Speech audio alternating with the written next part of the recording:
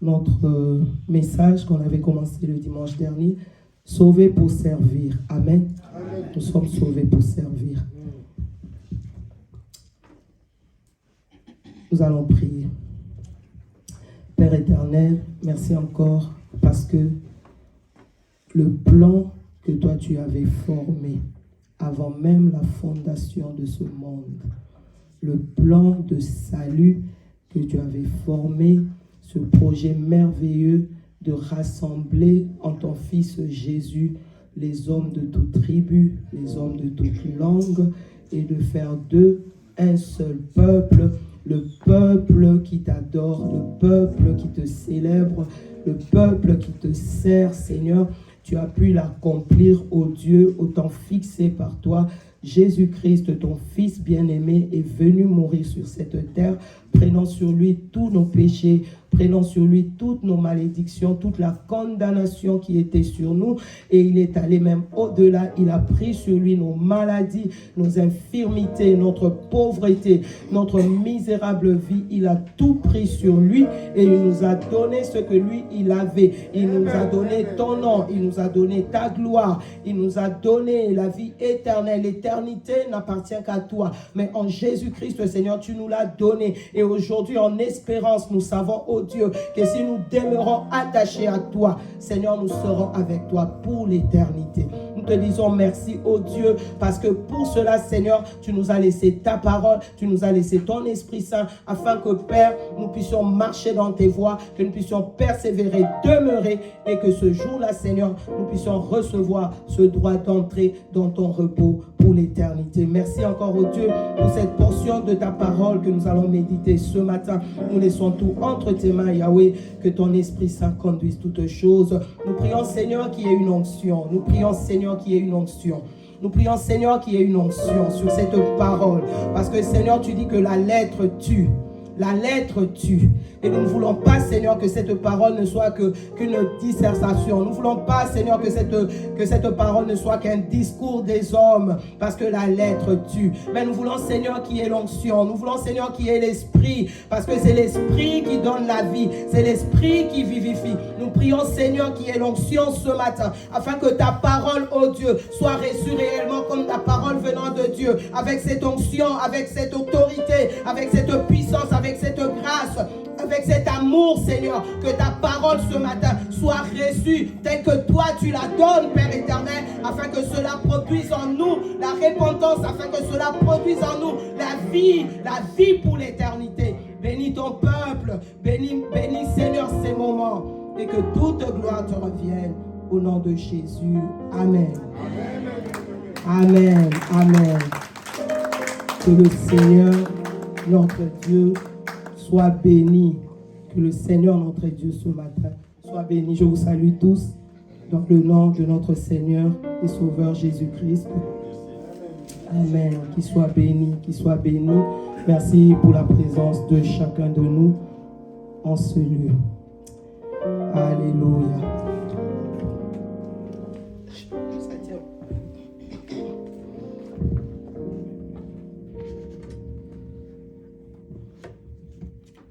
Alors, c'est une suite de ce que nous avons commencé dimanche dernier.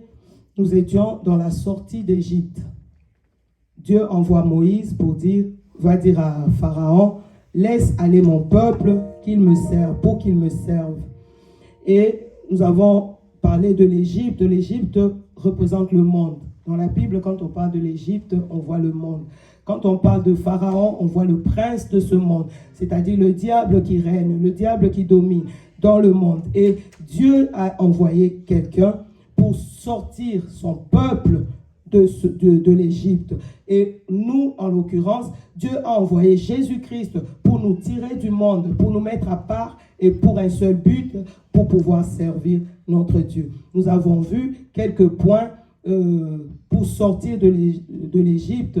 Pharaon, quand bien même il a entendu le message de Dieu, Pharaon a utilisé des mots pour essayer de retenir quelque chose. Au début, il ne voulait même pas laisser partir le peuple. Et c'est comme nous, le diable, il nous tient tellement, il ne veut pas lâcher. Mais il arrive un moment où il n'a pas de choix, il ne peut que lâcher. Mais lorsqu'il lâche comme Pharaon, il essaye de garder quelque chose. Il essaye de garder les vieillards et les enfants. Il essaye de garder le bétail. Il essaye de garder quelque chose ou de ne pas trop nous lâcher. Il essaye de nous garder pas trop loin. Et c'est ce que le diable fait avec nous. C'est ce que le Pharaon a fait avec le peuple de Dieu. C'est ce que le diable essaye de faire avec nous. Mais nous avons compris qu'il était de notre part lorsque nous sortons d'Égypte, lorsque nous sortons du monde, il était de notre part de pouvoir sortir avec tout ce qui est de nous, de ne rien laisser à l'ennemi pour qu'il n'ait pas de prise sur nous, pour que nous n'ayons aucune raison de vouloir repartir. Parce que si tu laisses ton enfant dans le monde, tu voudras repartir dans le monde. Si tu laisses une partie de ton cœur dans le monde, tu voudras aller un jour récupérer. Tu ne vas pas dire je vais dans le monde, non. Tu vas dire je vais récupérer la partie de mon cœur. Sauf que tu repars quand même dans le monde. Donc, Pharaon a essayé de faire ça, de retenir le peuple de Dieu. Et le diable a tenté aussi de plusieurs façons pour que nous puissions laisser quelque chose dans le monde. Mais nous avons bien saisi que nous ne devons rien laisser de nous. Rien laisser. Moïse avait dit, même pas un ongle. Même pas un ongle. Nous ne laisserons rien en Égypte. Et le peuple est sorti. Donc, dimanche dernier, c'était la sortie d'Égypte. Et aujourd'hui, parce que le but, c'était pas seulement de sortir. Le but, c'était d'aller quelque part pour pouvoir servir Dieu. Et nous, aujourd'hui, nous savons comment le peuple est parti d'Égypte, comment le peuple a traversé la mer Rouge. Et la mer Rouge symbolise aussi cette séparation. Mettre beaucoup de distance entre le monde et nous. On traverse la mer Rouge, ils arrivent de l'autre côté où ils sont appelés à servir Dieu. Et donc là, aujourd'hui, nous sommes de l'autre côté. Nous avons été sauvés, nous avons été délivrés des mains de l'ennemi, nous avons été libérés du monde, de l'emprise du monde. Maintenant, nous sommes rentrés dans une autre phase où nous avons laissé le monde derrière nous. Et donc, pour cela, nous allons prendre d'abord le texte de Exode 12. Nous sommes dans Exode 12.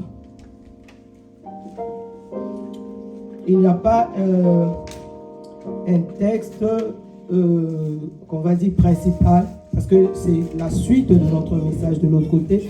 Mais comme c'est notre première lecture, je nous invite à nous mettre debout pour pouvoir honorer la parole de Dieu. Exode chapitre 12, le verset 37 et 38. Exode chapitre 12, versets 37 et 38. Nous allons tous lire la parole de Dieu. Versets 37 et 38. Amen. Nous lisons la parole de Dieu. 1, 2, 3. Les enfants d'Israël partirent de Ramsès pour Sukkot au nombre d'environ 600 000 hommes de pied sans les enfants. Une multitude de gens de toute espèce montèrent avec eux. Ils avaient aussi des troupeaux considérables de brebis et de bœufs. Amen. Amen. Nous pouvons nous asseoir dans la présence de Dieu. Alors, c'est très important ce qu'on nous raconte là. Que les enfants d'Israël sont partis d'Égypte. On nous cite juste, on nous donne juste le nombre des hommes. 600 000 hommes. Nous voyons la gloire de Dieu. Quand ils sont arrivés en Égypte, ils étaient 70. Quand ils partent d'Égypte, 70, c'était toute la population. Quand ils partent d'Égypte, il y avait déjà 600 000 hommes, sans les enfants. 600 000 hommes. La gloire de Dieu. Mais le 38 nous dit quelque chose qui est aussi important pour nous, et c'est de ça que nous allons parler, c'est notre premier point. Une multitude de gens de toute espèce montèrent avec eux. Donc, il y a le peuple de Dieu, il y a Israël, les descendants d'Abraham, qui sont là, les détenteurs de la promesse. Il y avait ces gens-là, mais avec eux, il y avait une multitude de gens de toute espèce. Parce que certainement qu'en Égypte, il y en a aussi qui en avaient marre d'être là. Il y en a qui voulaient juste voir du pays pour X raisons. Il y en a qui ont profité quand le peuple est sorti et qui est sorti avec le peuple. Il y en a pour diverses raisons. Sauf qu'ils n'étaient pas les détenteurs de la promesse. Ils n'étaient pas fils d'Abraham. La sortie, lorsque Dieu a envoyé Moïse et Aaron aller parler à Pharaon, c'était pour le peuple de Dieu. Dieu avait bien dit, laisse aller mon peuple. Laisse aller mon peuple. Mais lorsqu'ils sont sortis, il y a eu une multitude de gens de toute espèce. Ça fait peur, hein? Toute espèce. Toute espèce. C'est-à-dire qu'il y avait des bons, il y avait des mauvais, il y avait des gentils, il y avait des méchants, il y avait des grands, il y avait des courts, il y avait des noirs, il y avait des blancs, il y avait de ceux qui parlent fort, il y avait de ceux qui parlaient moins fort, il y avait des timides, il y avait des gens de toute espèce, il y avait des voleurs, il y avait des gens honnêtes, il y avait des gens de toute espèce. Ça fait peur. Ils sont sortis avec le peuple de Dieu.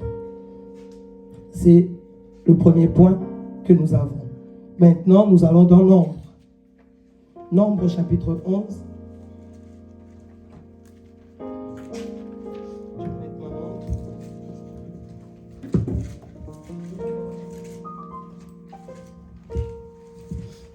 Nombre chapitre 11, le verset 4.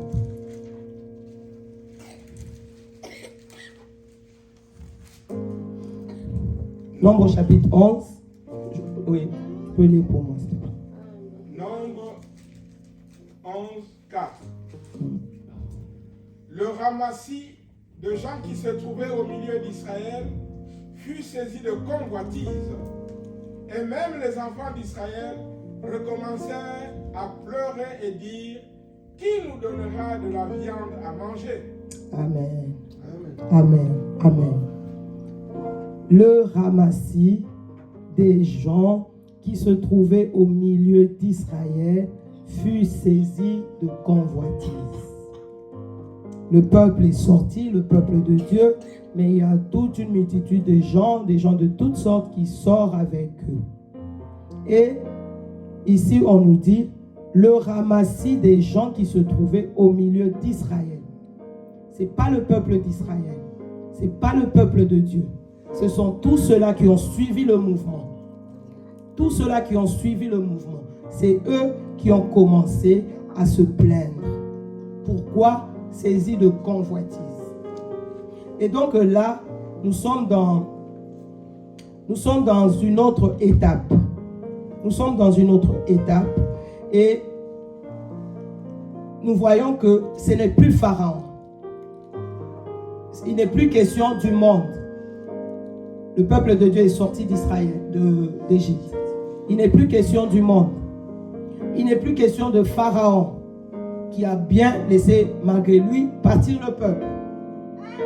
Il est question ici des personnes qui ont accompagné le peuple de Dieu sans avoir rien à faire dans l'histoire, mais ils ont quand même accompagné pour X raisons. Et donc nous devons savoir que l'appel de Dieu, c'est un appel personnel. Lorsque Dieu t'appelle, il t'appelle toi. Lorsque Dieu t'appelle, il t'appelle par ton nom. Lorsque Dieu m'avait appelé moi, je parle de moi, il a appelé Betty. Et lorsque j'ai répondu, je n'ai demandé l'avis de personne. Je n'ai sollicité l'aide à personne. C'était une affaire personnelle entre Dieu et moi. Une affaire personnelle. Une décision que j'étais la seule à prendre. J'étais déjà mariée quand je me suis convertie. J'avais mes parents, j'avais ma belle famille, j'avais mes frères et sœurs. J'avais 2 enfants quand je me suis convertie. Mais le jour où le Seigneur m'a appelé, le jour où j'ai entendu la voix de Dieu, j'étais seule face à face avec Dieu. Seule. Et j'ai pris la décision seule. J'ai pris la décision de suivre Dieu. Excusez-moi. J'ai pris la décision de suivre Dieu. Et comme le peuple n'a pas demandé à toutes ces personnes-là de les suivre. Le peuple n'a pas demandé. Eux-mêmes déjà, ils étaient trop nombreux. Il fallait gérer les enfants, il fallait gérer les vieillards, il fallait gérer les bêtes, il fallait gérer tous les biens qu'ils avaient. Donc, ils n'avaient même pas besoin à ce moment-là de s'occuper encore d'autres personnes. Et même quand ils étaient en esclavage, toutes ces autres personnes-là n'étaient pas concernées.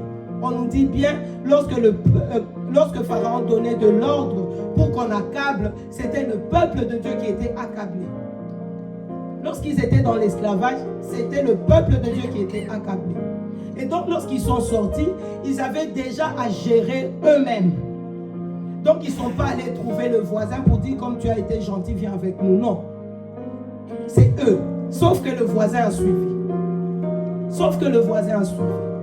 Et le voisin est devenu une pierre d'achoppement pour le peuple. Là, ce n'est plus Pharaon. J'insiste. Pharaon représente le prince de ce monde. Là, ce n'est plus Pharaon. Là, ce sont ceux qui ont suivi. Et donc, nous, dans notre vie chrétienne, il y a cela. Il y a des personnes qui vont nous suivre. Il y a des personnes qui nous suivent. Pour X raisons. Il y en a, la femme se convertit. Le mari, tellement jaloux, il va venir avec toi à l'église. Mais il n'est pas converti. Lui, il n'a pas reçu l'appel, mais il va venir. Il y en a d'autres, le mari se convertit, la femme est tellement possessive qu'elle ne veut pas laisser son mari aller seul. Elle va venir, alors qu'elle n'a pas reçu l'appel. En tout cas, pas pour l'instant, on va dire. Ou elle n'a pas encore entendu, parce que l'appel est déjà lancé pour nous tous. Elle n'a pas encore entendu, elle n'a pas encore répondu à l'appel, mais elle vient quand même pour des motivations qui lui sont propres. Elle va venir. Il y a des copines, des copains à l'école. Il y a un jeune homme qui a toujours l'œil sur toi, qui te drague, et toi tu lui dis, ah non, moi ces choses-là, je ne suis pas concerné. Mais pourquoi? Tu es jeune, on fait comme... Non, moi je prie Dieu, ah bon? Et pour t'avoir, il va te suivre à l'église. Alors que toi, tu as reçu un vrai appel, tu as répondu à cet appel. Mais lui, il ne l'a pas fait. Mais il va te suivre parce qu'il te veut toi. Et il va se retrouver dans l'église. Il y a beaucoup de situations comme ça. Des personnes qui sont dans l'église, mais qui n'ont pas encore répondu à l'appel de Dieu. Qui n'ont pas encore ouvert leur cœur à Dieu. Et nous devons en avoir conscience. Parce que là maintenant, nous n'allons pas dire que c'est le diable qui nous tient. Non. Ces personnes-là doivent être là. Je suis bien en train de dire, je ne dis pas pour venir à l'église, il faut avoir dit oui à Dieu. Il faut venir, il faut que tout le monde vienne pour qu'ils entendent et que leur cœur soit touché et qu'ils se donnent à Dieu. Amen. Tout le monde. Nous aimerions même que cette salle devienne petite et qu'elle soit remplie des personnes qui ont besoin de salut. Nous désirons cela. Mais, quand bien même ces personnes-là seront au milieu de nous, c'est à nous de faire attention. Pourquoi? La Bible dit, le ramassis de ces gens fut saisi de convoitise. C'est des personnes qui sont encore dans le monde. Nous sortons, nous sommes libérés de beaucoup de choses, de toutes ces choses-là, a priori. En principe, nous sommes libérés. Mais eux, ils n'ont pas connu cette délivrance que nous connaissons.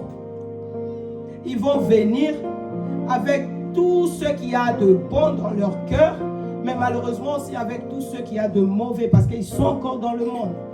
Ils vont ramener le raisonnement du monde dans l'église. Ils vont ramener la convoitise, ils vont ramener les murmures, ils vont ramener les critiques, ils vont ramener plein de choses. Ils vont ramener le péché. Ils vont ramener plein de choses dans l'église. Mais c'est à nous de faire attention. Parce que nous savons que nous sommes de Dieu. nous savons que toutes ces choses-là, nous les avons laissées parce que c'était des choses qui n'en auraient pas dû. Et donc, nous devons faire attention pour ne pas nous laisser influencer. Parce que la Bible dit, il fut saisi de convoitise et même les enfants d'Israël recommencèrent à pleurer. Influencés. Les autres pouvaient dire, mais qui nous donnera la viande à manger? Ils pouvaient le dire, les autres. Mais le peuple de Dieu n'avait pas à dire ça. Sauf que le peuple s'est laissé influencer parce qu'il n'a pas gardé son cœur. Et nous, c'est pareil. Nous sommes chrétiens, sauvés, libérés de toutes ces choses-là. Mais lorsque j'arrive à l'église, c'est normal que quelqu'un qui ne connaît pas Dieu, qui arrive aujourd'hui au milieu de nous, il va voir des choses que nous, on ne va pas voir. Quelqu'un qui est un musicien, qui va arriver, là, nous sommes bien. Notre frère Ivan nous conduit, nous accompagne avec l'instrument. Mais combien de fausses notes Ivan a déjà fait depuis qu'il a commencé? Moi, je ne pourrais pas le dire.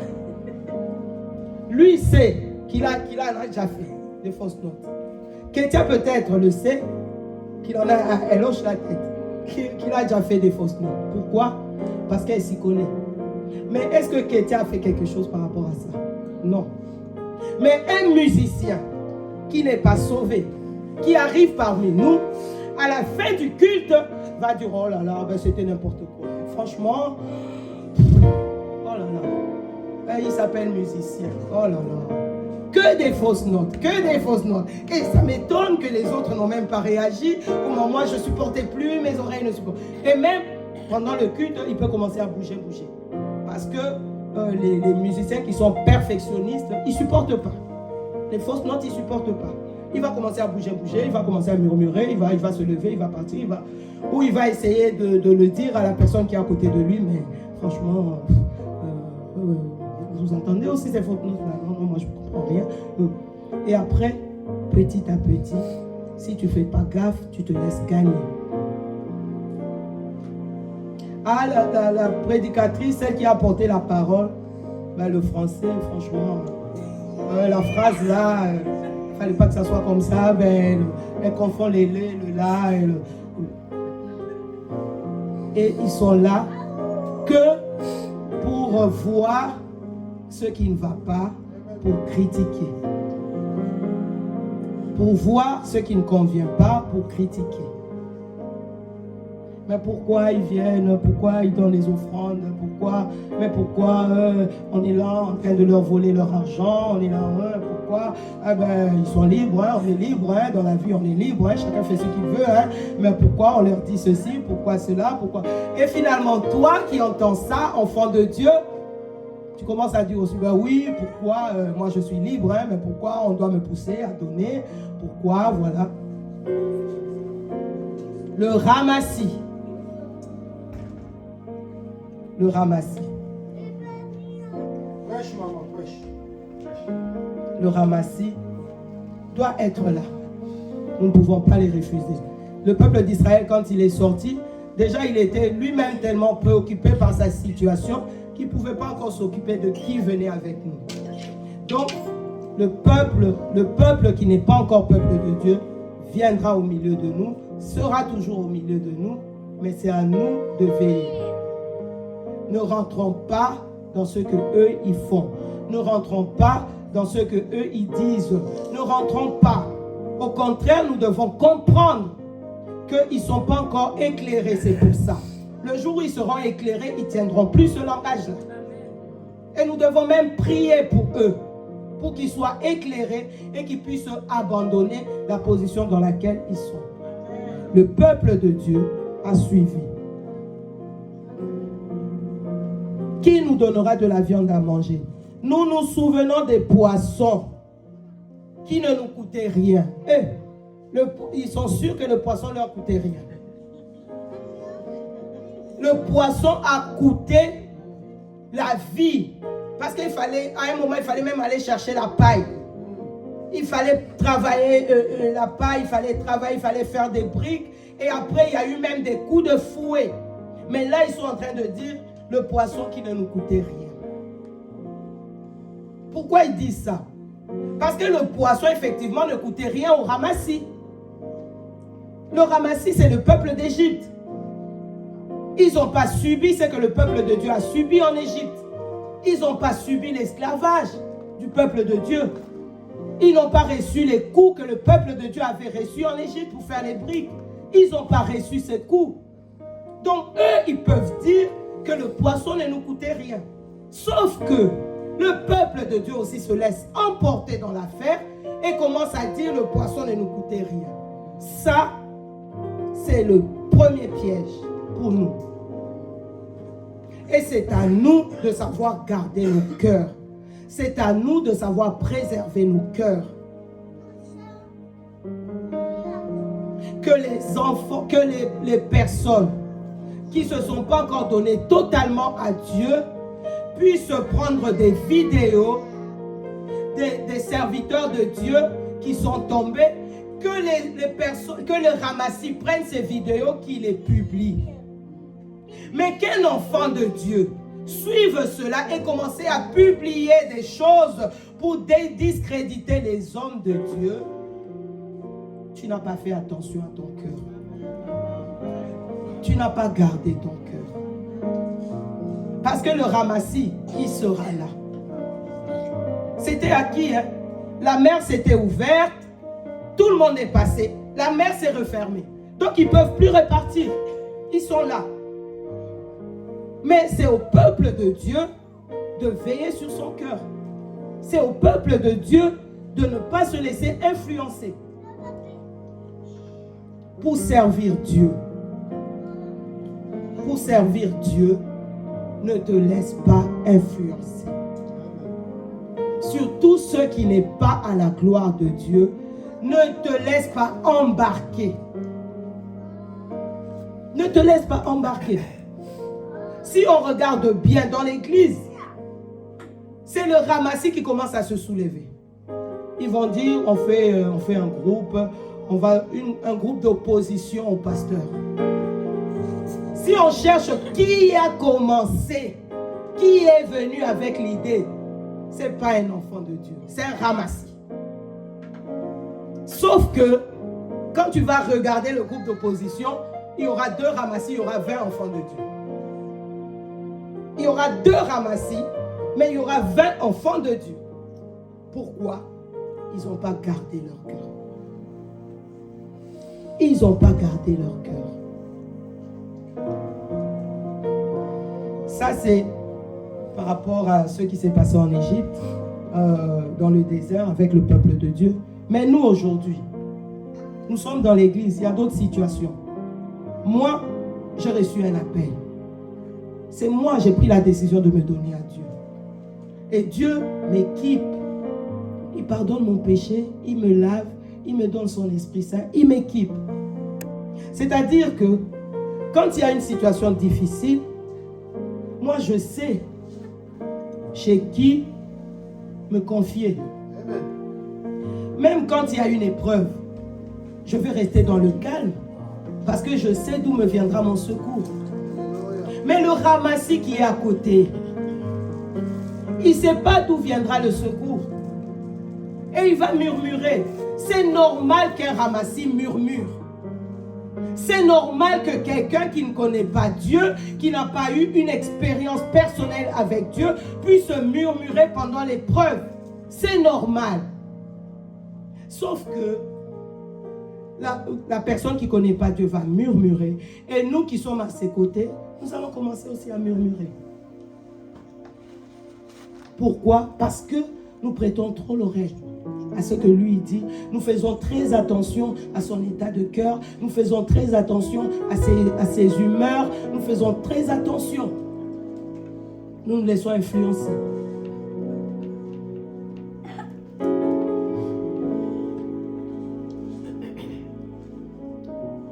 Nous sommes appelés, nous, à influencer.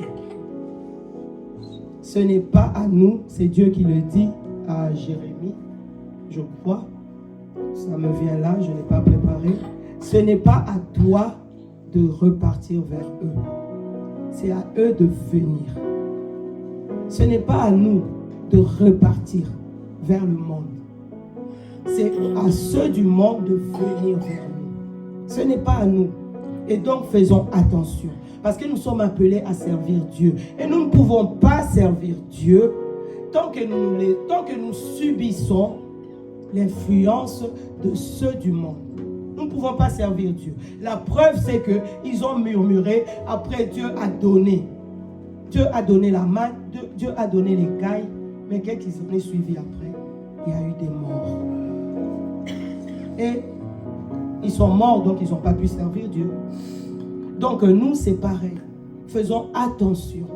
Parce que ces choses-là vont nous empêcher, c'est sûr, de servir Dieu. Ça va nous empêcher de servir Dieu. Ce n'est pas à nous de repartir vers eux, c'est à eux de venir vers nous. Si nous avons réellement compris la démarche que nous avons faite de nous donner au Seigneur, ce n'est pas à nous de repartir, c'est à eux de venir vers nous. Amen. Donc la première chose, là, on ne parle pas, je ne parle pas de Pharaon, j'ai dit. Donc je ne parle pas du diable. Je parle de notre responsabilité. Je parle de ce que nous avons à faire. Parce que la tentation sera toujours là. Mais c'est à nous de garder notre cœur. C'est à nous de ne pas nous laisser entraîner dans des choses qui vont nous emmener à subir la colère de Dieu et surtout la disqualification pour le service. Amen. Le premier point, les ramasser. Deuxième point, c'est un point très sensible parce que nous allons parler d'un homme que le Seigneur a choisi. Nous allons parler d'un homme qui a permis, qui a été un instrument efficace pour que le plan de Dieu se réalise. Nous allons parler de Moïse. Amen. Nous prenons la lecture. Exode 2. Exode 2, le verset 11. Nous allons commencer par ça et après nous verrons autre chose.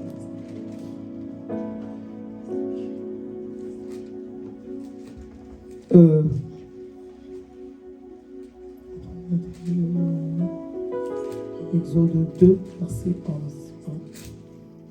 11. On peut lire pour moi, s'il te plaît. En ce temps-là, Moïse, devenu grand, se rendit vers ses frères et fut témoin de leurs pénibles travaux. Il vit un Égyptien qui frappait un Hébreu d'entre ses frères. Il le regarda de côté et d'autre, et voyant qu'il n'y avait personne, il tua l'Égyptien et le cacha dans le sable. Amen. Moïse devenu grand. Il est devenu grand où? Dans la maison de Pharaon. Moïse est devenu grand, Moïse a grandi dans la maison de Pharaon. Et Pharaon, lorsque nous avons lu, avant qu'il laisse le peuple partir, avec tous les plaies qu'on nous a fait voir, que l'Égypte a subi, Pharaon était caractérisé par une impulsivité. Pharaon était impulsif. Il entendait ce que Moïse disait, laisse aller mon peuple. Il disait, bon, allez-y. Sauf que tout de suite après, il changeait, non, voilà. Il était impulsif, mais en même temps, il était coléreux. Pharaon était coléreux. Et ça allait même avec son rang. Il fallait que le peuple le craigne. Donc, pour que le peuple puisse le craindre, il fallait, le peuple craignait plus la colère de Pharaon. Parce qu'il est en colère, il va prendre des décisions capitales, on va exterminer les gens, on va faire ci. On a vu avec le peuple de Dieu, rajoutez-leur du travail. Il ne faut plus leur donner la paille, c'est à eux maintenant d'aller chercher la paille. Mais ils vont continuer avec la même quantité de briques. Et Moïse, il a grandi dans la maison de Pharaon. Moïse, c'était un homme de colère. Moïse était un homme de colère. Moïse était un homme de colère. Ce jour-là, il sort, il va vers ses frères. Et il est témoin de tout ce que ses frères, de tout ce que le peuple de Dieu vit. Tout de suite, la colère. Tout de suite, la révolte. Et tout de suite, l'action. L'action, c'est quoi? Tuer. La colère tue. La colère peut tuer par des paroles. Des paroles dites dans la colère peuvent tuer. La colère peut tuer aussi par des actes. Tu es tellement en colère que tu ne te contrôles plus, tu casses des choses chez toi, tu pousses un enfant. La colère, ce n'est pas un bon sentiment. Moïse était un homme de colère. Là déjà on voit, dès le premier jour qu'il va vers ses frères, il manifeste déjà cela. Il tue. Dès le premier jour qu'il va vers ses frères, il tue. Il tue un Égyptien. Nous allons dans Exode. Exode 11.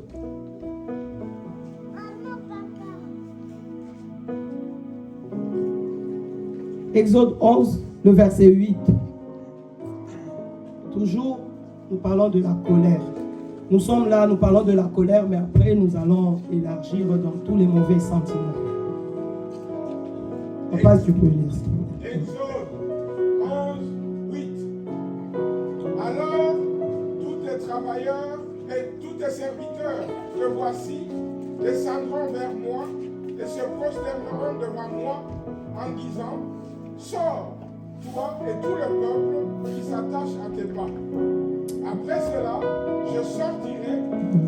Moïse sortit de chez Pharaon dans une ardente colère. Amen. Je l'ai dit, hein, Moïse était un homme de colère, mais de vraie colère. Hein. Ce n'est pas de vraie colère. Moïse était un homme de vraie colère. Il s'est présenté devant Pharaon. Et pourtant, là c'est la 10e plaie. Et pourtant, Dieu lui avait dit: j'endurcirai le cœur de Pharaon. Il le savait. Dieu ne l'a pas dit une seule fois. Dieu le lui a dit plusieurs fois. C'est moi qui endurcis le cœur de Pharaon. C'est moi qui endurcis son cœur.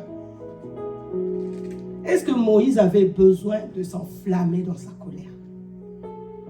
Parce que c'est Dieu qui endurcit le cœur. Et Dieu a même donné la raison pour faire éclater ma gloire. Il endurcit le cœur pour faire éclater ma gloire. Mais est-ce que Moïse avait besoin de s'enflammer de colère? Alors que l'endurcissement de cœur, c'était pour que la gloire de Dieu éclate. Non. Sauf que Moïse était un homme de colère. Et donc, quand il y a une situation qui ne lui convient pas, ben paf, sa colère éclate.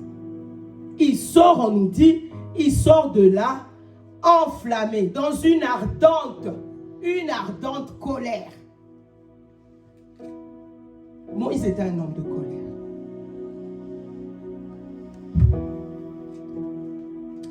Nous allons dans Nombre. Nombre 20.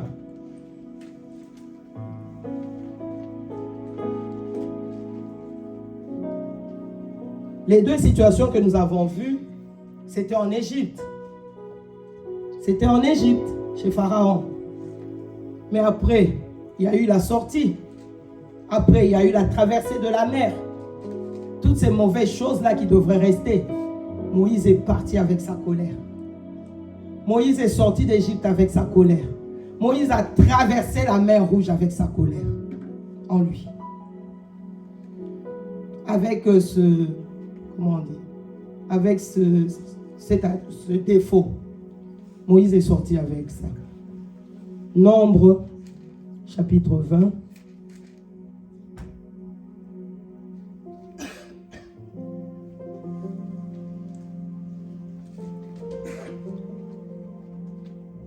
On va lire ça après, excusez-moi. On va finir avec ça plutôt. Je lis Exode 32.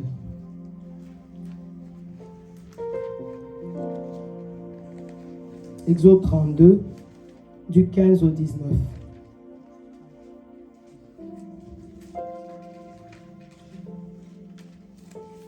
Exode 32. Je lis la parole de Dieu. Amen. Exode 32, 15 à 19. Moïse retourna et descendit de la montagne, les deux tables du témoignage dans sa main. Les tables étaient écrites des deux côtés. Elles étaient écrites de l'un et de l'autre côté.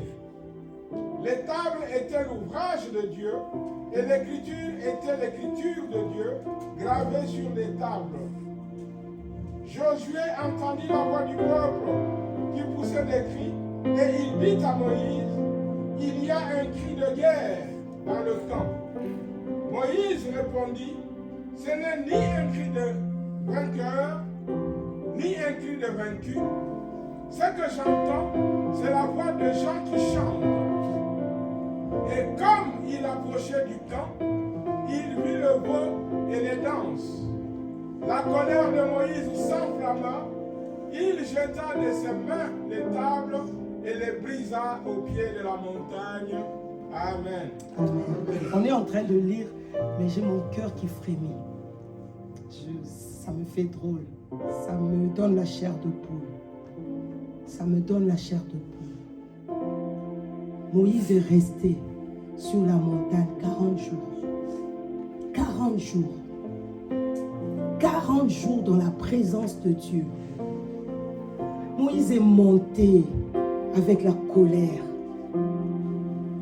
qui ne s'est pas exprimée mais qui était là. Moïse est demeuré 40 jours dans la présence de Dieu. La colère était toujours là. Moïse a reçu les tables écrites par la main de Dieu. La loi écrite, la main de Dieu. Je ne sais pas. Moi, ça me fait frémir. La main de Dieu qui écrit. Un Dieu invisible. Un Dieu qu'on ne voit pas. Les tables étaient réelles. C'est des pierres. Mais la main de Dieu vient graver. Moïse ne voit pas la main. Dieu est invisible. Moïse voit qu'il y a une main qui est en train d'écrire, sans voir la main. Les lois sont gravées de la main de Dieu. 40 jours dans la présence de Dieu. Moïse descend avec les tables écrites de la main de Dieu. Moïse descend. Le peuple n'a pas pu voir cette gloire. Le peuple n'a pas pu contempler, n'a pas pu bénéficier des 40 jours qu'il a passés dans la présence de Dieu. La raison, la colère. La colère. Cette colère qu'il avait déjà en Égypte. Déjà en Égypte. Cette colère que tu as avant même que tu ne te donnes, avant même que tu ne saches qu'il existait un Dieu, avant même que tu ne saches qu'il y a un Jésus qui est mort un jour à la croix, avant même que tu ne sois au courant de ça, tu étais déjà colérique. Tu apprends qu'il y a un homme qui s'est donné à la croix pour toi. Tu pleures même pour ce qu'il a fait. Tu es toujours colérique. Tu es toujours médisant. Tu es toujours hypocrite. Tu as été hypocrite avant de connaître Christ. Tu connais Christ. Tu fléchis tes genoux. Tu pleures sur tes péchés.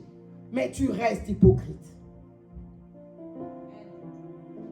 Tu as été méchant avant de connaître Christ. Tu te donnes à Christ. Tu es toujours méchant. La colère de Moïse. 40 jours dans la présence de Dieu. 40 jours. Sans être en contact des ramassis. Là, ce ne sont pas les ramassis. Les ramassis, ils étaient tous restés en bas de la montagne. Il était seul dans la présence de Dieu.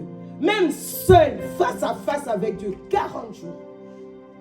La colère était toujours là. Il descend avec quelque chose de précieux. Mais qu'est-ce que sa colère fait? Le verset 19 nous dit, Moïse, la colère de Moïse s'enflamma. Lui, sa colère, c'est comme ça. C'est chute, comme un feu, ça prend. La colère de Moïse s'enflamma. Quand tu es dans la colère, tu ne contrôles rien. Quand tu es dans la colère, tu ne réfléchis plus. Tu n'es plus dans le bon sens. Parce que s'il avait... Je ne juge pas. C'est pour nous donner des leçons à nous, pour comprendre. S'il avait juste encore un peu de maîtrise de soi, il allait dire, il est en colère, mais il dit, comment je vais faire? Je suis tellement en colère, mais comment je peux exprimer à ces gens que je suis en colère? Il aurait trouvé autre chose. Pas les tables écrites de la main de Dieu. Mais sa colère, quand il est en colère, il oublie tout, il perd tous ses moyens, et c'est comme ça qu'il a tué l'Égyptien. Et quand il est en colère, il oublie tout. Il ne contrôle plus rien. Et ce qui avait de plus précieux, il balance. Il balance. Ce qu'il a fait 40 jours. À cause de ta colère, ce que tu as bâti toute ta vie, tu peux le renverser en quelques secondes. L'amitié que tu as construite, tu risques de tout perdre en quelques secondes à cause de ta colère. Les enfants que tu as pris du temps à élever avec amour, à prendre soin, à éduquer, à donner à manger, à protéger, à défendre, à cause de la colère. Il y a parmi nous beaucoup de gens qui travaillent dans les milieux des personnes âgées. Nous savons. Il y a des personnes âgées, quand tu apprends qu'il a des enfants, tu te dis, ah bon, il a des enfants? Mais comment ça se fait? On ne savait même pas qu'il avait des enfants. On ne les a jamais vus. Pourquoi? Peut-être qu'il y a eu un jour, alors qu'il les a bien élevés, alors qu'il les a bien fait grandir, un jour, parce qu'il n'a pas su contrôler ses impulsions, eh bien, il gâche tout. Et les enfants s'en vont pour de bon. Les enfants coupent les liens pour de bon. Tout ce que tu as bâti, peut-être pendant 30 ans, tu le détruis en quelques secondes. Parce que tu as sorti une parole tellement méchante que la personne dit, c'est pas ma mère qui peut dire ça. Pourquoi? Parce que tu es en colère. Moïse a détruit ce qu'il a mis 40 jours. Je mets quelqu'un parmi nous, au milieu de nous, au défi. Fais 40 jours sans manger, sans boire. Après, tu reçois quelque chose. C'est précieux. C'est précieux. Tu vas faire attention. Mais fais gaffe.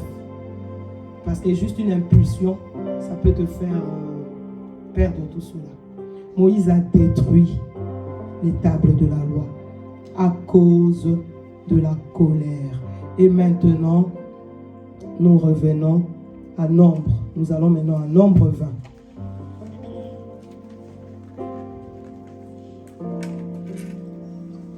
Nombre 20.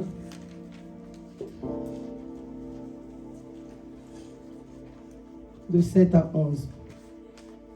Nombre 20 de 7 à 11. Nombre chapitre 20, versets 7 à 11. L'Éternel parla à Moïse et dit, prends la verge et convoque l'assemblée, toi et ton frère Aaron. Vous parlerez en leur présence au rocher et il donnera ses eaux. Tu feras sortir pour eux de l'eau du rocher et tu abreuveras l'assemblée et leur bétail. Moïse prit la verge qui était devant l'Éternel, comme l'Éternel le lui avait ordonné. Moïse et Aaron convoquèrent l'assemblée en face du rocher. Et Moïse leur dit, écoutez donc, rebelles, est-ce de ce rocher que nous ferons sortir de l'eau? Puis Moïse leva la main et frappa 2 fois le rocher avec sa verge. Il sortit de l'eau en abondance. L'assemblée but et le bétail aussi. Amen. Amen. Le peuple a encore murmuré. Une fois de plus, le peuple a murmuré. Moïse et Aaron vont devant l'Éternel pour dire, ben voici, le peuple a besoin, voici. Qu'est-ce que Dieu dit? Prends la verge, convoque l'assemblée, parle en leur présence au rocher, et il donnera ses eaux. Tu feras sortir pour eux de l'eau du rocher, et tu abreuveras l'assemblée et leur bétail. Le peuple a murmuré. Le peuple murmure contre Dieu. Le peuple murmure contre Dieu. Mais le Dieu même là pour qui on a murmuré, il a gardé son calme. Il a dit, prends ta verge, va devant eux, parle au rocher, et le rocher va leur donner de l'eau. Voilà. Tout simple. Tout simple. Moïse prit la verge qui était devant Dieu, devant l'Éternel, comme l'Éternel le lui a ordonné. Moïse et Aaron convoquèrent l'assemblée en face du rocher. Et Moïse leur dit, là on voit déjà qu'il était en colère, mais plus. Il était en colère. Et il oublie même ce que Dieu lui avait dit. Il était tellement en colère contre ce peuple-là qu'il oublie même. Dieu lui avait juste dit, tu arriveras, tu parleras au rocher en présence du peuple et il y aura de l'eau. Mais Moïse, tellement en colère vis-à-vis de ce peuple, il ne sait plus quoi faire. Si c'était des enfants, je les aurais tapés. Mais il ne savait plus quoi faire. Il oublie même les consignes de Dieu à cause de sa colère. À cause de sa colère. Moïse leur dit, écoutez donc, rebelles, est-ce de ce rocher que nous ferons sortir de l'eau? Et seulement après, il lève la main. Il lève la main. Toute la colère, toute l'envie qu'il avait de taper sur le peuple. Combien de fois tu t'en prends à ton mari? Tu es en colère, tu as envie de le taper, mais tu sais que tu ne peux pas le taper. Il y a juste malheureusement le pauvre enfant qui vient te dire, maman, tiens!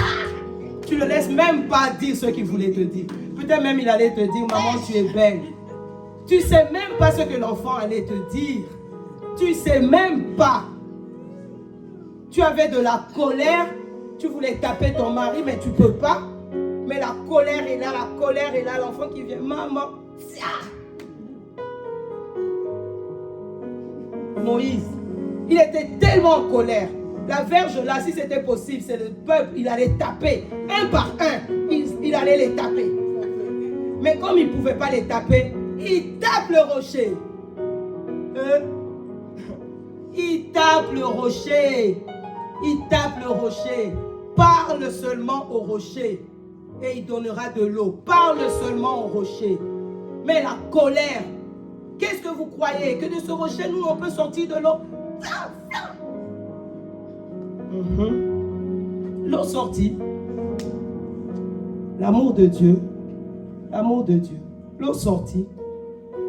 L'assemblée but et le bétail aussi. Sauf que ça ne s'arrête pas là. Nous sommes des serviteurs, mais nous avons un maître. Nous allons rendre des comptes au maître. J'ai servi, Seigneur, mais ce peuple-là, il n'écoute pas. Alors, Dieu t'avait dit, dis ça, mais toi, tu viens ici. Vous irez tous en enfer. Oh, est-ce que c'est ce que Dieu a dit?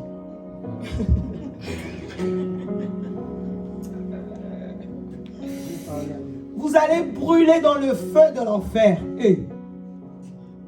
dans ta colère là, parce que tu veux tellement qu'il soit changé, qu'il se donne à Dieu, tu commences même à dire des choses que Dieu n'a pas dit. Dieu a dit quoi et toi et ta famille, tu seras sauvé. Tu commences à dire aux chrétiens, aux gens que hier tu as considérés comme des chrétiens, tu commences à leur dire, vous irez brûler dans le feu de l'enfer. Et la colère. La colère. Sauf que quand tu auras dit ça par la colère, mais après tu iras rendre des comptes à celui qui t'avait donné la mission, à celui que tu sers. Et Moïse, il s'est défoulé, il a laissé éclater toute sa colère. Mais après, il fallait qu'il reparte vers Dieu. Hein. Et qu'est-ce que Dieu lui dit? Tu ne m'as pas glorifié. Tu ne m'as pas glorifié. Je t'avais dit, parle seulement au rocher. 1, tu as parlé au peuple. 2, tu as frappé le rocher. Moi, je t'avais dit, parle au rocher. Et la sentence, c'est une sentence grave. Et après, Moïse a négocié. Après, il a négocié. Mais ça fait peur. Hein? Le Dieu là que nous savons, plein de compassion. Le Dieu là qui prend plaisir, la Bible dit, il prend plaisir à la miséricorde. Il prend plaisir à la miséricorde. Mais ce Dieu-là, Moïse a supplié. Nous allons d'abord écouter la sentence de Dieu. Le verset 12 nous dit, alors l'Éternel dit à Moïse et à Aaron, parce que vous n'avez pas cru en moi, pour me sanctifier aux yeux des enfants d'Israël, vous ne ferez point entrer cette assemblée dans le pays que je lui donne. Et c'est une décision irrévocable.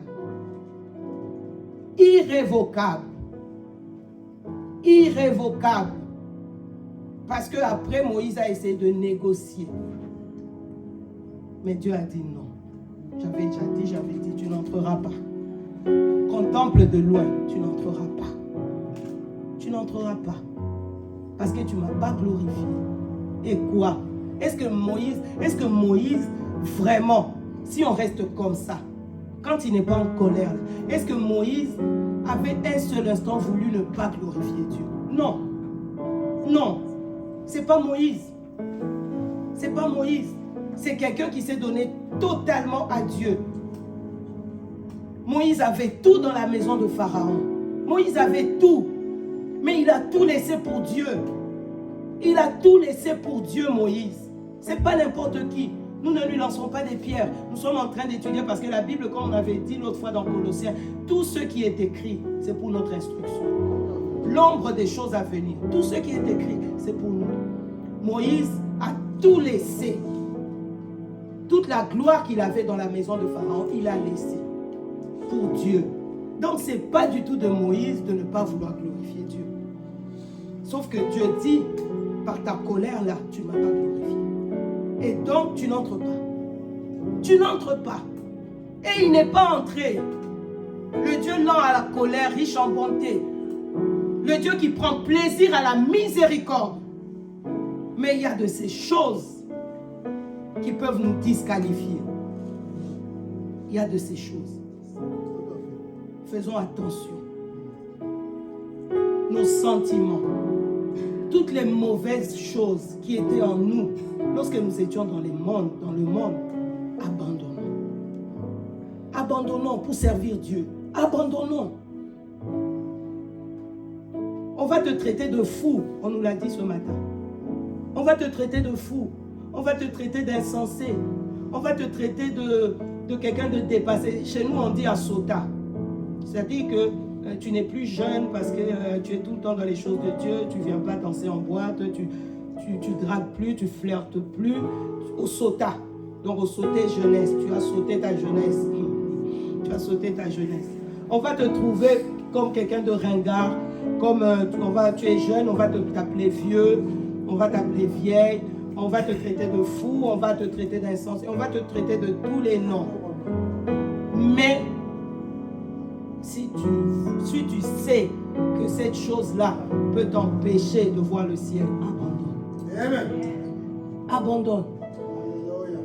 pour que lorsque tu vas servir Dieu, tu le glorifies.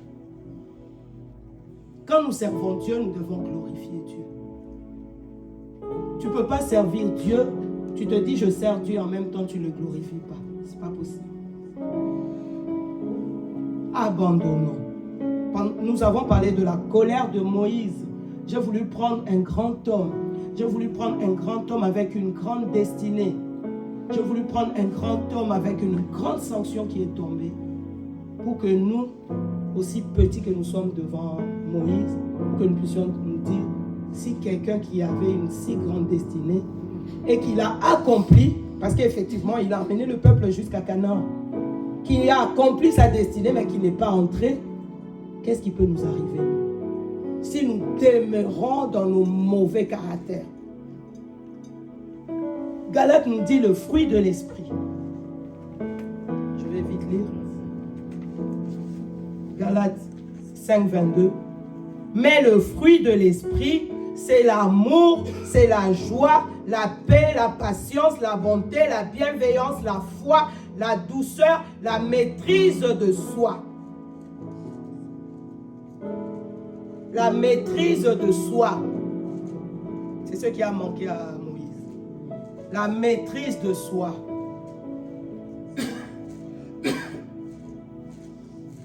La maîtrise de soi. Ça fait partie du fruit de l'esprit. Il n'y a pas que ça, il y a l'amour, la joie, la paix, la patience, la bonté, la bienveillance, la foi, la douceur, la maîtrise de soi. Nous devons cultiver le fruit de l'esprit. Nous devons rechercher, travailler. Nous devons travailler pour que ce fruit-là soit manifeste en nous. Pour que ce fruit-là soit réel en nous. Nous devons travailler. Nous devons pleurer. Nous jeûnons. Quand nous avons un défi, quand nous avons une échéance, je dois passer mon permis, je jeûne. Mais là, ta colère là qui est toujours là, tu ne jeûnes pas pour que ça parte. Je veux avoir une voiture, je jeûne. Je veux me marier, je jeûne. Mais cette colère-là qui peut t'empêcher d'entrer dans le ciel, tu n'as jamais jeûné pour ça. Ça ne te dérange même pas. Cette médisance qui est en toi, ça te gêne même pas. Ça te gêne même pas, ça te dérange pas. Mais ça te fera rater le ciel. Moïse est mort aux portes de Canaan. Moïse est mort. Et il a supplié Dieu. Il a négocié, il a essayé. Mais il est mort aux portes de Canaan. Moïse est mort. Moïse est mort. Quelqu'un qui parlait avec Dieu face à face. Nous devons voir les choses à leur juste valeur. Je ne sais pas si parmi nous, il y a quelqu'un qui parle avec Dieu face à face. Quelqu'un qui parle avec Dieu face à face. Quelqu'un à qui Dieu a montré sa gloire. Quelqu'un à qui Dieu s'est révélé d'une manière, mais il est mort aux portes de Canaan. Il est mort. Il n'est pas entré. Il n'est pas entré.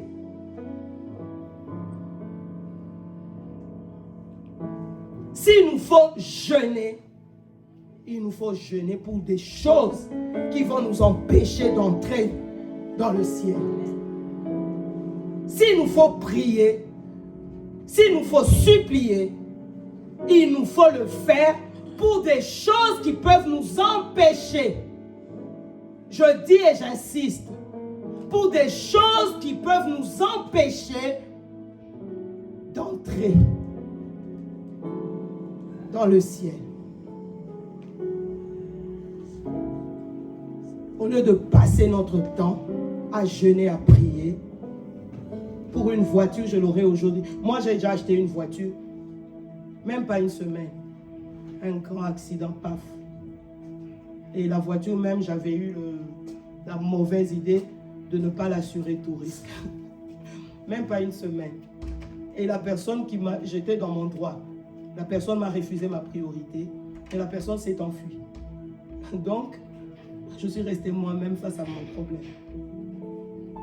Et si j'avais pris beaucoup de temps à jeûner pour avoir cette voiture, peine perdue. Hein? J'ai tout fait, les assurances et tout. Ils disent, mon assurance dit, nous, on ne peut pas parce que ce n'était pas tout risque. C'est l'assurance de celui qui t'a connu. Sauf que la personne qui m'a connu s'était enfuie. Donc la voiture casse. Et je pouvais avoir jeûné pour cette voiture-là. Nous arrivons à jeûner. Nous arrivons à jeûner pour des choses que nous pouvons perdre le jour même que nous les recevons. Je jeûne pour avoir un mariage. Je peux me marier aujourd'hui et demain, le mari décède. Mais j'ai jeûné pendant 3 ans pour avoir un mariage. Nous jeûnons pour des choses que nous pouvons tenir comme ça et les perdre la seconde d'après. Nous arrivons à jeûner. Mais cette méchanceté qui est dans ton cœur, tu n'as jamais songé à jeûner pour que le Seigneur l'enlève de ton cœur. Cet égoïsme qui est en toi, de ne regarder toujours que toi. Ça ne t'a jamais posé un problème. Mais ça risque de te faire rater le ciel. Tu auras peut-être tout ce qu'il faut de ce monde, mais tu vas rater le ciel. Tu seras aux portes de Canaan, mais tu ne vas pas rentrer. Tu seras aux portes de Canaan, tu ne vas pas rentrer. Reconsidérons nos voies.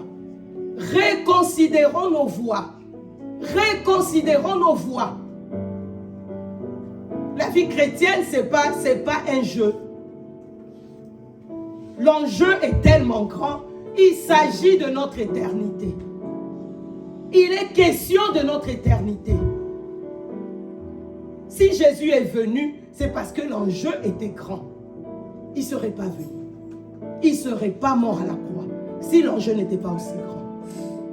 Mais l'enjeu est éternel. L'enjeu est éternel. C'est pour ça qu'il est venu. Alors ne négligeons pas. Il y a des choses que nous ne devons pas prendre à la légère. Si cela est arrivé à Moïse, qui est plus grand que nous tous ici réunis, soyons sûrs que cela peut nous arriver. Si nous ne faisons pas attention. Si nous ne nous répentons pas sincèrement, cela peut nous arriver. Amen. Amen. 3e point. Nous revenons toujours à Exode 32, mais cette fois-ci, à partir du 1er verset. Je vais essayer d'aller vite. Là, c'était vraiment important par rapport à... Parce que c'est des choses qui sont en nous. C'était vraiment important d'insister. 32, Exode 32, je lis la parole de Dieu. Exode 32, versets 1 à 5.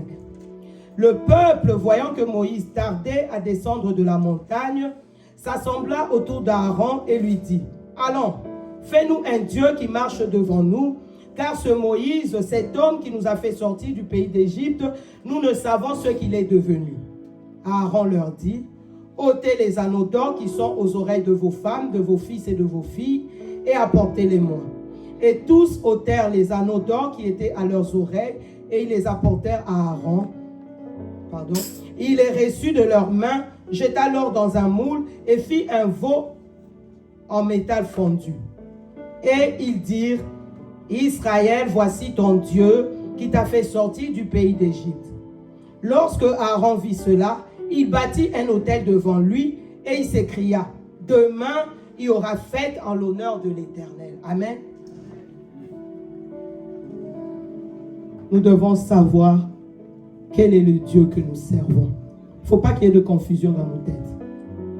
Je vais raconter une histoire. Enfin, une histoire, ça va prendre 2 secondes peut-être. C'est quelque part. Et des gens qui savent que je suis chrétienne.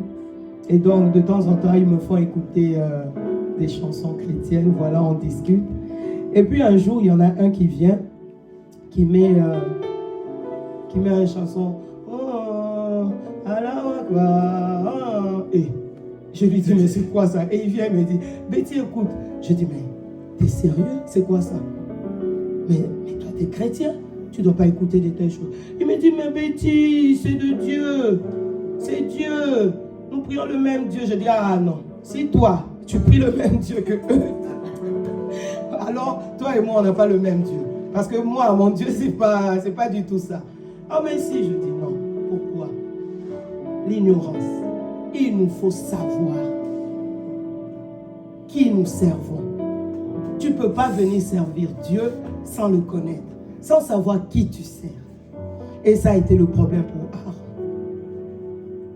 Moïse, devant le buisson ardent, c'était Moïse. Aaron n'était pas là. Dieu s'est révélé à Moïse. Quand Moïse a dit, mais ils vont me demander qui tu es, ils vont me demander ton nom, Dieu l'a dit à qui? À Moïse. Dieu a révélé ses projets à qui? À Moïse. Qui parlait avec Dieu? Moïse. Sauf qu'à un moment, il a fallu faire rentrer Aaron dans le projet. Aaron est rentré. Est-ce que quand Aaron est rentré, est-ce que Dieu a fait la même démarche qu'il s'était fait avec Moïse? Non. Est-ce que Moïse a fait cette démarche-là auprès d'Aaron? Non. En tout cas, la Bible ne le dit pas. Or, Aaron, il a vécu où? En Égypte. Donc, il voyait les Égyptiens faire les statues pour leur Dieu. Il voyait les Égyptiens adorer leur Dieu. Et il les appelait Dieu. Les Égyptiens appellent leur statue Dieu. Donc, Aaron entendait. Moïse est venu, il lui a dit, Dieu m'a dit. Ah, Dieu m'a dit. Si ton enfant a appris, tu lui montres une poupée Barbie, tu lui dis, c'est la poupée. Barbie, c'est la poupée. Ton enfant sait que Barbie, c'est la poupée. Elle va voir une autre poupée, il va l'appeler Barbie. Parce que il fait poupée égale Barbie. Donc, une autre poupée, c'est Barbie. Qu'il soit noir, qu'il soit grand, qu'il soit petit, qu'il soit Barbie. Et même nous-mêmes, souvent, nous disons Barbie pour toutes les poupées. Aaron a grandi dans un lieu où il y avait la divinité, mais fort. Et toutes ces divinités-là, on les appelait des dieux. Moïse ne lui a pas présenté Dieu. Moïse lui a dit juste, Dieu m'a dit, voilà. Donc, son imaginaire, si on lui dit, représente-nous Dieu, qu'est-ce qu'il va faire? Il va prendre une statue. Parce que c'est la représentation qu'il a de Dieu. Et donc, Moïse qui va à la montagne 40 jours, le peuple qui reste qui dit, ben Moïse, on ne sait pas ce qu'il devient, fais-nous un Dieu. En toute innocence, hein, Aaron leur dit, donnez vos bijoux, je vais faire le Dieu. Il prend les bijoux, il fait le veau d'or. Pourquoi je dis en toute innocence? La fin du verset nous le dit. La fin du verset, le verset 5, il dit, lorsque Aaron vit cela, c'est-à-dire qu'il y a le veau d'or, il bâtit un autel devant le veau d'or. Et il s'écria, demain, il y aura fête en l'honneur de l'Éternel. C'est-à-dire que pour lui, il était dans l'Éternel. Il a fait le veau d'or, il met un autel devant le veau d'or, il dit demain, venez ici, on va célébrer l'Éternel. Il montre le veau d'or. Pourquoi? Ses repères, c'est ça. Quand on lui dit Dieu, il voit toutes les statues qu'il y avait en Égypte. Sauf que ce n'était pas Dieu. Et il y a eu la sanction.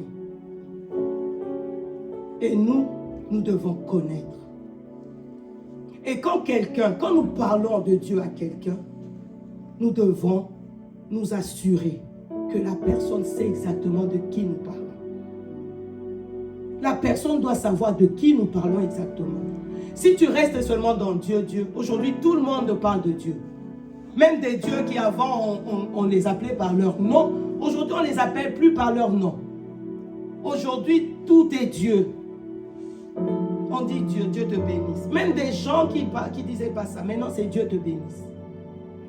Et donc nous, quand nous parlons de Dieu, nous devons être sûrs que la personne à qui nous parlons sait de qui il s'agit. Et donc, il nous faut associer Jésus-Christ pour que les choses soient claires. Jésus-Christ. Le Dieu, mais quel Dieu? Le Père de Jésus-Christ. il nous faut être sûr. Même quand nous parlons de Dieu à nos enfants,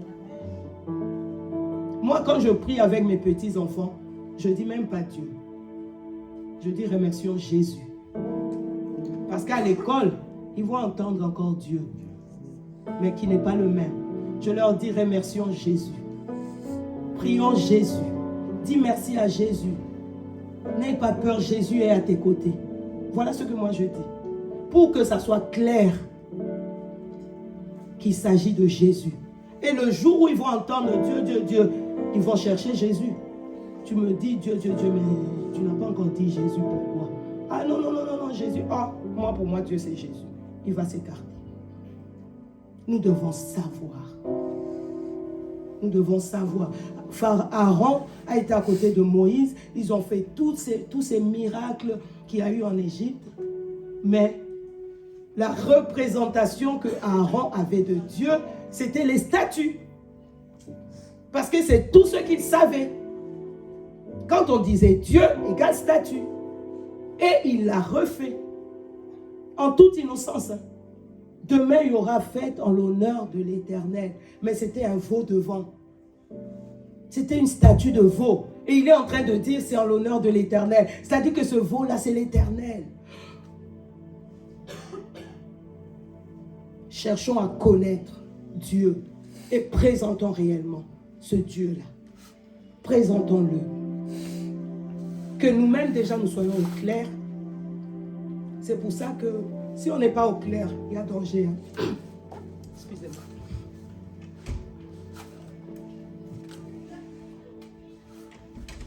Si nous ne sommes pas au clair, il y a danger.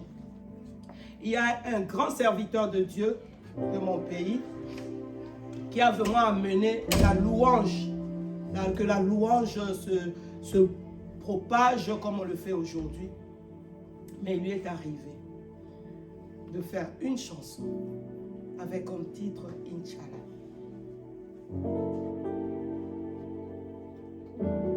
Si les choses ne sont pas claires en nous, nous allons confondre les choses.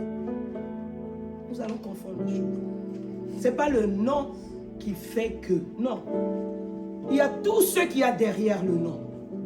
Il y a tout ce qu'il y a, que quelqu'un de oh, mais ce n'est que le nom de Dieu. Non. Il y a tout ce qu'il y a. Qu'est-ce que vous mettez derrière ce nom-là? Qu'est-ce que vous mettez derrière le nom Dieu? Et nous, qu'est-ce que nous mettons derrière le nom Dieu? Rassurons-nous lorsque nous parlons à quelqu'un de Dieu. Rassurons-nous que la personne sait que nous parlons de Jésus-Christ. Rassurons-nous lorsque nous parlons de nos enfants de Dieu, que nos enfants sachent qu'il s'agit de Jésus-Christ. Et que s'il n'y a pas Jésus, ce n'est pas Dieu. Rassurons-nous de cela. Ça va nous épargner nos enfants qui quittent pour aller servir d'autres dieux. Parce qu'ils pensent qu'ils sont toujours dans Dieu. Non. Faisons attention. Parce que Aaron, c'est ce qui lui est arrivé.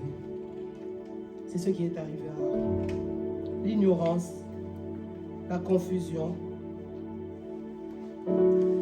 L'ignorance, la confusion nous emmène dans beaucoup de choses. Voilà. Nous sommes appelés à servir Dieu. Nous avons été sauvés pour cela. Et donc, nous n'avons pas de choix. Nous n'avons pas de choix. Nous avons été sauvés pour servir. Ce n'est pas que bon, si je veux, non. Nous avons été sauvés pour servir. Laisse aller mon peuple pour qu'il me serve. Mais nous avons des choses à mettre au clair en nous-mêmes. Et dans toutes ces choses-là, la plupart, c'est nous-mêmes face à Dieu, face à la parole de Dieu, face à l'Esprit de Dieu. Et là où il y a des choses que nous devons corriger, faisons-le pour que nous soyons des bons serviteurs de Dieu. Amen. Amen.